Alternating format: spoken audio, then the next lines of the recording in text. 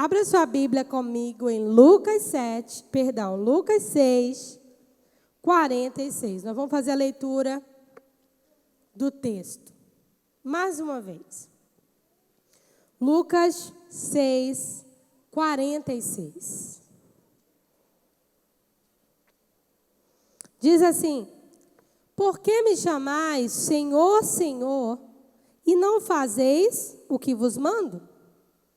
Todo aquele que vem a mim ouve as minhas palavras e as pratica.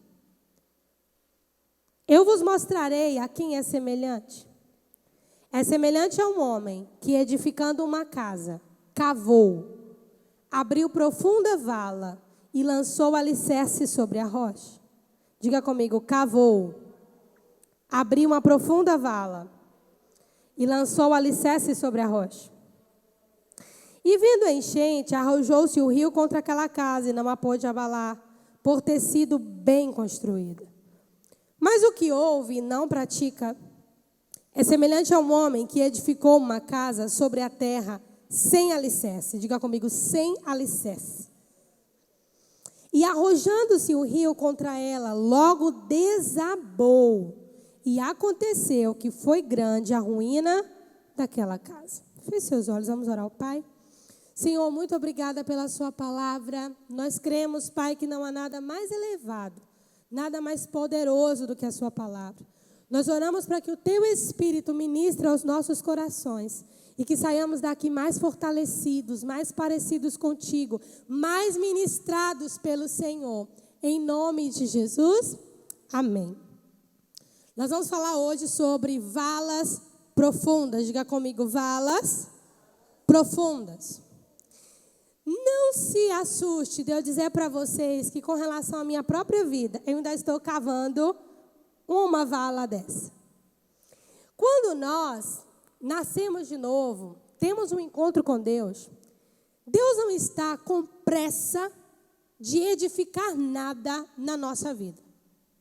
Se Deus estivesse com pressa, que vamos usar esse pressa apenas como uma figura de linguagem, Ele estaria com pressa que nós abríssemos o chão, cavássemos uma vala e lançássemos alicerces. Isso aqui são etapas.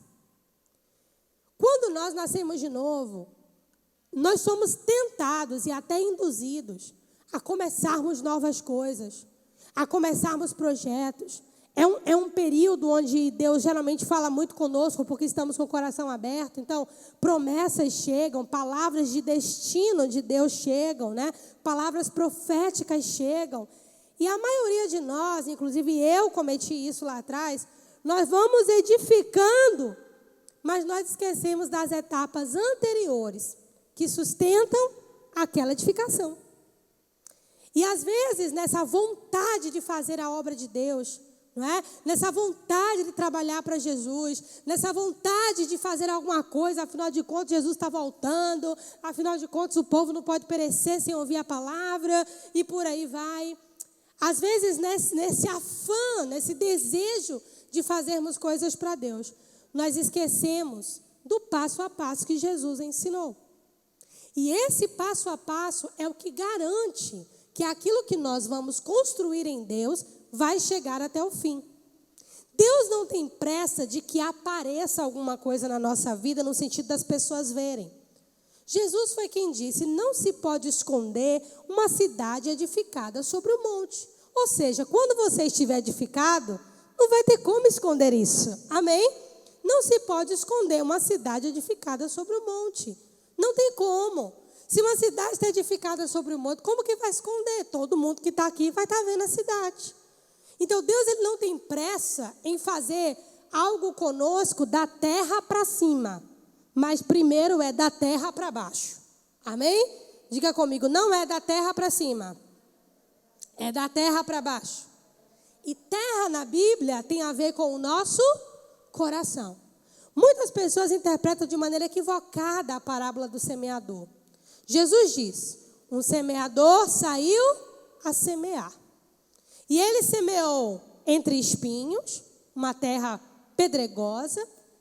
Ele semeou aquela terra fofa, em que a semente ficava exposta, até que ele semeou numa terra fértil. O que é que Jesus está dizendo ali? Ele mesmo explica. Meu pai é o semeador. E a semente é a palavra de Deus. E a terra é o nosso coração. Então, o desejo de Deus é que a palavra, quando ela for recebida pelo solo do nosso coração, ela cave e comece a se estruturar para baixo. Então, quando eu digo que é da terra para baixo, para depois ser da terra para cima, é porque Deus está mais interessado no que está no nosso interior do que aquilo que vai ser visto. Porque aquilo que vai ser visto será uma consequência da realidade que já acontece no nosso próprio coração. Então, Jesus ele está ensinando, eu vou mostrar para vocês a quem eu posso assemelhar um homem que ouve as minhas palavras e pratica, e obedece. Aí Jesus falou, vou comparar um homem prudente, que na hora de construir a sua casa, ele abriu o chão, fez uma cova, fez uma vala bem profunda, achou rocha, alicerce, e ali ele lançou os fundamentos. Jesus diz, o rio se arrojou, a chuva e a tempestade veio, mas aquela casa se manteve de pé. E o próprio Jesus diz, porque ela foi bem construída. Todo mundo aqui já deve saber que essa casa, Jesus está falando que somos nós. O apóstolo Paulo disse isso inúmeras vezes, vós sois o templo do Deus vivo, não é? Quando ele diz, olha, vocês não são de vocês mesmos, o corpo de vocês é morada do Espírito Santo. Então, essa figura de casa está falando sobre nós. Não é errado nós desejarmos edificar para Deus. Não é errado, como nós cantamos aqui, eu vou construir a minha vida em ti, tu és o meu fundamento. Mas, irmãos, na prática, essa realidade de estarmos fundamentados na palavra, ela é posterior ao cavar da terra para baixo. O que vocês acham que Jesus está propondo com esse cavar da terra para baixo? Abrir a terra. E a terra é o nosso? A terra é o nosso coração. O que Jesus está propondo? Conheça o seu interior. Conheça a você mesmo. Conheça-se. Discirna-se. Julgue a si mesmo. Avalie-se. Conheça-se. Então, antes de Deus propor uma edificação forte, Ele está propondo um conhecimento do nosso próprio coração. Lá em Provérbios está escrito, sobre tudo que tens guarda o teu coração, porque dele procedem as saídas da vida. Tem gente que diz assim, minha sogra, as saídas da vida procedem do trono de Deus. Não. As saídas da nossa vida procedem do nosso coração. As coisas que Deus determina que procedem do trono de Deus. Mas ainda assim eu faço as minhas escolhas, eu faço a minha opção. Agora tem coisa que Deus determina mesmo. E o que é que Deus determina? Aquilo que eu não tenho chance de escolher. Amém? Aquilo que o meu dedo não alcança, aquilo que está fora da minha alçada. Coisas que só pertencem ao eterno. Mas a proposta de Jesus é, o homem cavou. Quantos de nós chegamos às vezes ao pastoreio, ao pastorado? Outros chegam a 30 anos, 40, 50 anos de ministério. Mas por não terem cavado, não terem aberto essa da terra para baixo, já numa idade avançada, a gente vê aquilo desmoronar. Nós estamos vivendo um tempo de muitos escândalos na igreja, né? Tanto no Brasil quanto fora. O que me aterroriza nesses escândalos é que não são pastores novinhos em sua maioria. São pastores já com uma idade, que já têm filhos até pastoreando junto, não é? Então, quando você olha para aquela situação, não é simplesmente uma tentação. Porque uma tentação, todos nós estamos sujeitos a cair, não é? Mas quando a gente vai estudar alguns desses casos, que eu nem quis, porque meu estômago embrulhou, eu falei assim, deixa eu encher meu coração de outra coisa. Quando a gente vai só atentar um pouco para esses casos, você fala, não havia fundamento. Não havia fundamento. E agora, tirando os grandes líderes de pauta, Quantas pessoas que nós conhecemos, que já estiveram na casa do Senhor, que já serviram a Deus, que já foram ativas no reino de Deus, hoje estão frias, estão em casa, estão paralisadas, estão inutilizadas, com talentos enterrados, porque elas até edificaram. Mas quando a tempestade veio, não havia alicerce, não havia fundamento. Essa é a importância de você ter um fundamento em Deus. O fundamento não garante que as tempestades não virão, mas garante que você não vai cair. Amém? Tem gente aqui, ó, eu lembro que a Riva passou uma situação com a família dela um tempo atrás, de um luto. Não foi, tia? Tia Riva é a tia do meu esposo, irmã de Dona Jane, tia de Igor.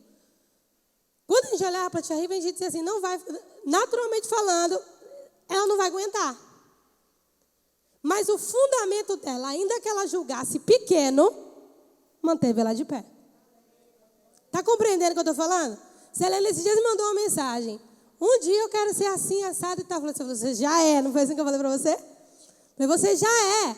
Por quê? Passar o que você já passou também, e se expôs a passar recentemente, é porque você tem fundamento. Você colocou tudo em risco porque você tem fundamento. Então, às vezes, não é o tamanho do fundamento, compreendem? Não é o tempo, não, é o quão profundo a gente deixou a palavra de Deus entrar. Mas nós julgamos o tanto que a palavra de Deus entrou pelas aparências. Mas Deus não olha para as aparências. Quando Deus bate o olho numa casa, Ele vai direto no alicerce. E essa é a razão pela qual pessoas mais simples, e às vezes que até conhecem bem menos a palavra do que a gente, ficam de pé em meio a temporais. E muita gente que conhece a palavra, que entende tantas coisas, não aguenta uma gota de uma chuva que desmorona. Então, queridos, entenda no seu coração, Jesus está interessado, diga comigo, da terra para baixo, antes da terra para cima. Amém? Agora ele diz, abrir uma profunda vala. Eu gosto desse termo, profunda vala, porque Deus já usou esse termo com profetas no Antigo Testamento. Não apenas uma vez. Abram covas profundas. Eram períodos de seca e Deus estava anunciando que mandaria chuva. Quando os poços de Jacó estavam sendo entulhados, ele cavava, os inimigos entulhavam. Ele cavava, dava água, os inimigos entulhavam. Jacó já estava ali lutando há um tempo, cavando poços. E aonde ele cavasse, podia ser no deserto, dava água. Mas também não tinha paz, porque os inimigos entulhavam. Não é? Mas ainda assim, Jacó continuou fazendo cisternas. Deus o levou para uma outra terra. Isso é um sinal, gente, de que quem está disposto a cavar da terra para baixo, tem a bênção e tem o favor de Deus. Não importa onde ele fosse, irmãos. Podia ser no deserto mais árido, se ele cavasse, dava água. Porque era alguém que tinha deixado Deus lhe dar da terra para baixo. Vocês conhecem a história de Jacó, né? O lance da primogenitura com o irmão dele, né? Foi enganado na casa de Labão, seu sogro, né? Fez alianças com Deus. Jacó se transformou em um outro homem. Tanto que Deus mudou o nome dele e diz, você lutou como um príncipe com Deus e prevaleceu. Tem noção do que alguém lutar com Deus e vencer? Jacó venceu. Porque ele tinha tudo para ser o estigmatizado enganador. Mas ele tomou uma postura diante de Deus. Eu não quero isso para a minha vida, não. Eu só saio daqui quando o Senhor me abençoar. E ele ficou ali até Deus abençoar. E eu acho que isso atrai o coração de Deus. Alguém determinado com Deus. É por isso que eu digo, quando nós estamos em dificuldades, sejam elas quais forem, inclusive financeiras, não se preocupe em fazer um grande projeto. Às vezes uma pequena coisa vai dar água. E às vezes nós não temos noção de como a bênção de Deus está em nós.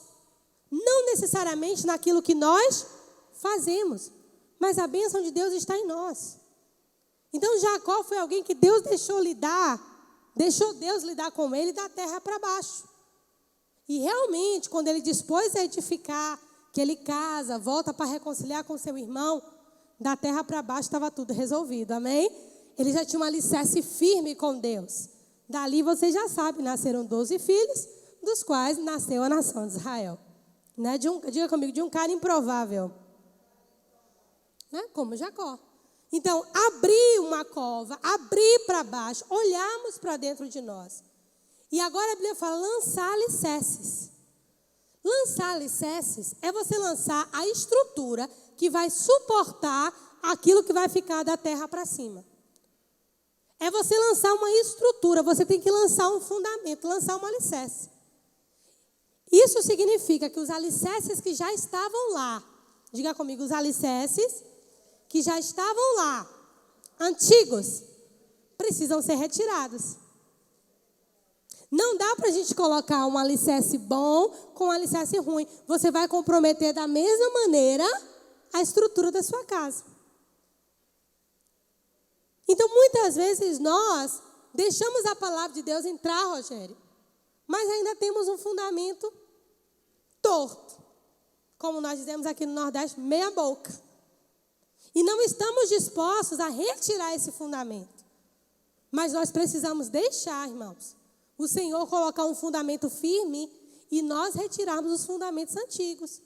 Quais são os fundamentos antigos? O porquê que nós somos assim. O porquê que nós agimos assim. O porquê que nós fazemos tal e tal escolha. O porquê que nós reagimos assim. Perdão, quando nós olhamos da terra para dentro, da terra para baixo, a gente vai conhecer as nossas motivações. Aquelas motivações que forem boas, a gente mantém. Mas aquelas que comprometem a vontade de Deus para nós, a gente precisa retirar. Então, Deus precisa ter acesso aos fundamentos da nossa vida. Por isso, Ele quer que você faça covas profundas. Interessante que lá em Eclesiastes, Salomão fala assim, aquele que fizer uma cova vai cair nela. Mas não é essa cova não, é quem faz a cova para os outros, viu? Salomão está dizendo que quem faz a cova para os outros vai cair nela. Aquela cova vai ser para aquela própria pessoa, não é? Então, aquele que brincar com uma serpente, não é? Aquele que ultrapassa limites, que passa de um muro, uma serpente o morderá. Né? Mas não é o caso que estamos pregando agora, porque eu não estou mandando você fazer a cova dos outros, amém, irmãos? Estou falando de uma cova pessoal, não é nem para você morrer, é uma cova para você botar os fundamentos para edificar a sua casa. Amém? Então, quem faz esse tipo de cova que nós estamos pregando agora, é quem deixa o Senhor colocar um novo alicerce. Você pode questionar a Deus as razões da sua profissão. Sabia que tem gente que escolheu determinadas profissões por revolta? Tem gente que escolheu determinados cursos por revolta? Tem gente que fez escolhas na vida por revolta? Ou então de maneira desleixada, leviana? Mas quantos concordam que algumas escolhas nos acompanham por muito tempo? Amém? E algumas delas nem dá para a gente quebrar. Mas a gente tem que ir para os pés do Senhor, nos arrependermos e pedirmos para Deus trocar aquele fundamento equivocado. Irmãos, a Bíblia diz que a palavra do Senhor é como um martelo que esmiuça a penha. Ou seja, não há nada de tão rígido, não há nada de tão duro, não há nada de tão difícil que a palavra de Deus não seja capaz de quebrar. Não existe. Então é transfundamentar. É tirar aquele fundamento antigo e colocar outro. Eu tinha um fundamento com relação ao pastoreio. Eu achava que um pastor de uma igreja era aquele responsável por ganhar as almas da cidade toda. Por quê? Porque meu pai, apesar de pastor, era um evangelista. Então, os cultos que meu pai pregava eram cultos lotados, com curas, com milagres e tal. E quando o pastoreio veio para minha mão, eu não me via naquela referência. Eu me vejo em um outro patamar. Eu me vejo ensinando a palavra exatamente como eu estou fazendo agora. Eu não tenho essa unção evangelística, né? Eu não tenho essa unção. Mas olha qual que era o fundamento do pastoreio para mim. Pastoreio na minha cabeça era uma pessoa que tinha que ter a função de um evangelista. Então, por muito tempo eu rejeitava o pastoreio, até quando as pessoas falavam. Eu lembro adolescente já, a gente profetizando sobre isso. Falei, primeiro que eu não concordo com pastora mulher. Se eu concordo com pastora, eu sou casada. Porque a Bíblia diz que os pastores precisam representar a família. Segundo, que eu não me vejo. Por quê? Por que eu não me vejo? Porque eu tinha uma imagem que não era a imagem que eu me vi. E de fato não é até hoje. De fato não é até hoje. Pode ser que Deus mude um dia, mas hoje ainda não é. Então, qual era o fundamento errado? Se eu não permitisse Deus dizer assim, Susan, seu pai foi um bom homem, serviu o reino de Deus, mas ele estava no lugar errado. Ele não era para caber dentro da igreja. Ele era para arrebanhar fora da igreja. Mas a minha função pastoral é a bíblica. Amém? Então Deus trocou o fundamento. O pastor é alguém que casa com a igreja e não larga da igreja, apesar de qualquer adversidade. E esse casamento eu fiz. Até o fim da minha vida. Então, quando a gente permite Deus transfundamentar, a gente começa a ter uma vida mais leve. Porque os conceitos antigos vão sendo removidos. Não é? Eu lembro que eu não tinha paciência assim, de lidar com as pessoas, eu ensinava de púlpito, discipulado pessoal, eu não tinha paciência. Era uma outra coisa que eu não tinha paciência, era com o discipulado pessoal. E Deus começou a me ensinar, porque na minha cabeça o discipulado pessoal era aquela pessoa que babava o outro de manhã, de tarde e de noite. Fulano está onde? Viajou e não avisou o pastor, está amaldiçoado. Você foi fazer o quê? Por que você está com essa roupa? Olha, vi no Instagram. Irmãos, eu não faço isso nem com minha família. Que dirá com a igreja? Na minha cabeça, discipulado pessoal era isso. Era ficar fiscalizando a vida dos outros e ficar ali cuidando para o povo não desviar. Porque se desviasse, a culpa ainda seria minha. Porque não orei o suficiente, porque não jejuei. Então, falou em discipulado pessoal. Eu tinha um bloqueio. Discipulado 1 a 1, valeu, eu digo, 1 a 1 não. 1 a 1 não. Eu prego para a igreja se quiser recebe a palavra, se não quiser não recebe. Mas amém. Até Deus me ensinar que discipulado pessoal não é assim, porque Jesus não babou os discípulos. E os discípulos foram discipulados 1 a 1. Andando com Jesus, convivendo com Jesus. Foi um outro fundamento que o Senhor tirou da minha vida. Por quê? Porque eu vi errado. Eu nem sei de onde... já sei de onde eu tirei, mas eu não vou falar agora. Ok? Tirei de uma determinada denominação, que trata os liderados assim. Então eu me assustei. Mas como que um pastor não vai discipular? O problema não estava na tarefa, o problema estava no meu fundamento. Então, gente, Deus às vezes espera de nós que o nosso coração, não é que você não vai ansiar edificar. Eu também anseio edificar, mas eu não quero edificar para cair. Não mais. Já tive essa dura experiência. Não mais. Eu quero edificar para ficar de pé, aconteça o que acontecer.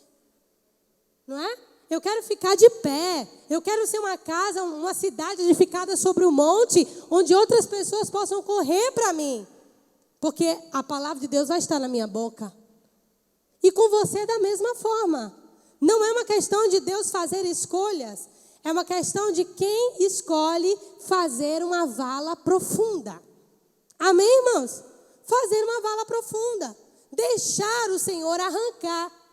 Gente, tem coisa mais difícil do que arrancar um dente?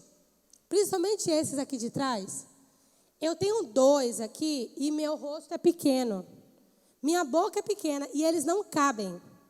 Todo mês, quando chega perto do meu período menstrual, os 2 inflamam. Eu acho que não cabe, as amígdalas, o dente, tudo num lugar só. E é uma dor terrível. Pergunta para mim se eu já fui tirar. Irmão, quando eu calculo o arrancar pela raiz, eu digo, não, eu aguento mais no mês que vem. E nesse mês que vem estamos há 34 anos. Né? No mês que vem estamos há 34 anos. Daqui a pouco eu chego na menopausa e eles estão lá ainda. Mas é o semelhante processo do que Deus quer fazer de nós. Por que eu quero tirar esses 2 dentes? Diga comigo, porque eles são inúteis. Amém? Eles são inúteis. Essa arcada aqui, que veio dos nossos outros homens anteriores, que nós herdamos geneticamente, já não cabe mais na minha boca. Não são necessários. Amém? Hoje a comida é diferente, eu não ando caçando, enfim, eu não preciso. Amém. Hoje vem tudo cortadinho, bonitinho, embaladinho, desfiado. Glória a Deus. Agora, na nossa vida, o que é que Deus quer arrancar pela raiz? Diga comigo, o que já não é necessário. E digo mais, e até o que nunca foi necessário. O que já não é necessário e até o que nunca foi necessário. mas estava lá criando raiz. Então, queridos, para a gente encerrar, o processo é esse, diga comigo: cavar, abrir uma profunda vala, lançar o alicerce sobre a rocha e depois edificar. Amém? E depois edificar. Vamos dizer mais uma vez? Cavar, abrir uma profunda vala, lançar um alicerce sobre a rocha e depois edificar. Amém? Dessa forma, queridos, não importa qual tempestade você enfrente na sua vida, sua casa não vai cair. Amém? E um fator muito presente que nos ajuda a lidarmos com essa troca no nosso coração é a oração. A oração nos mostra qual é a vontade de Deus para nós. A oração, ela é um panorama que nos mostra o que Deus quer de nós, o que Deus não quer de nós, o que Deus espera de nós, o que nós achamos que Deus espera de nós. A oração é esse caminho. E é o que nós vamos fazer nessa noite. Amém? Nós vamos orar ao Senhor. Deus está interessado na terra do seu coração. Do meu coração. O semeador saiu para semear. E ele está procurando uma terra fértil. Olha, que tem gente que fala assim: Deus não desperdiça semente. Irmão, não é desperdiçar. Mas Deus é esperançoso. Mesmo no terreno pedregoso, ele lançou a semente. Né? Vai que o terreno mude. Né? Diga para a pessoa do lado: faça como bom semeador. Semeie em tudo quanto é lugar. Uma hora vai dar fruto. Amém? E nós vamos orar, colocando agora a terra do nosso coração nas mãos do nosso Deus. Amém? Você vai ser uma cidade edificada sobre o monte. Eu serei uma cidade edificada sobre o monte. Amém? Onde todos vão olhar e vão ter um abrigo.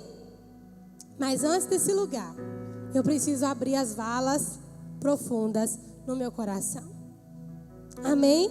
Questionarmos atitudes, questionarmos comportamentos, questionarmos pensamentos, questionarmos reações. Todos nós, eu estava conversando com minha mãe ontem, e realmente todos nós temos na nossa vida marcas. E essas marcas nos levam a reações.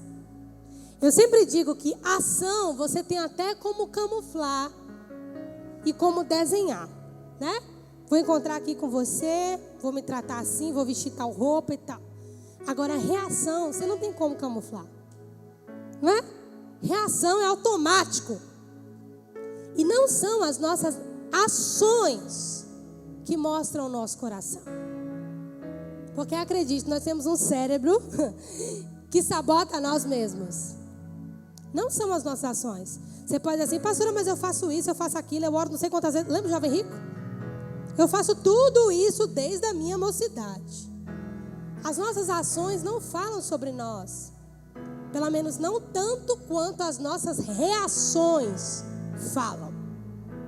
As ações falam, mas é uma voz baixinha, porque a gente pode dissimular. Agora, a reação você não dissimula, não. Não dá nem tempo. Não dá nem tempo. Você já reagiu. Então, Deus conhece o nosso coração. E Ele sabe as marcas que causam algumas reações. E às vezes você está dizendo: Senhor, eu preciso mudar de atitude.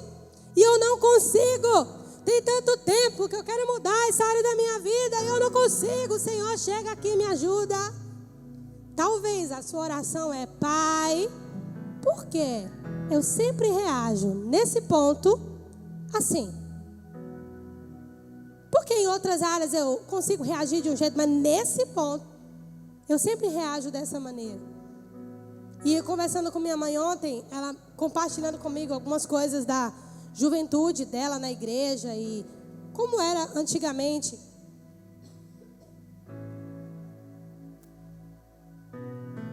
E coisas que hoje até os líderes poderiam ser presos, até levar um processo, né? E quando minha mãe falava, ontem eu falei: mãe, eu reconheço que hoje eu preciso de ajuda nessas áreas. Porque realmente hoje eu percebo que elas me marcaram. E é assim. Não é? É assim. A gente percebe. Agora eu entendo.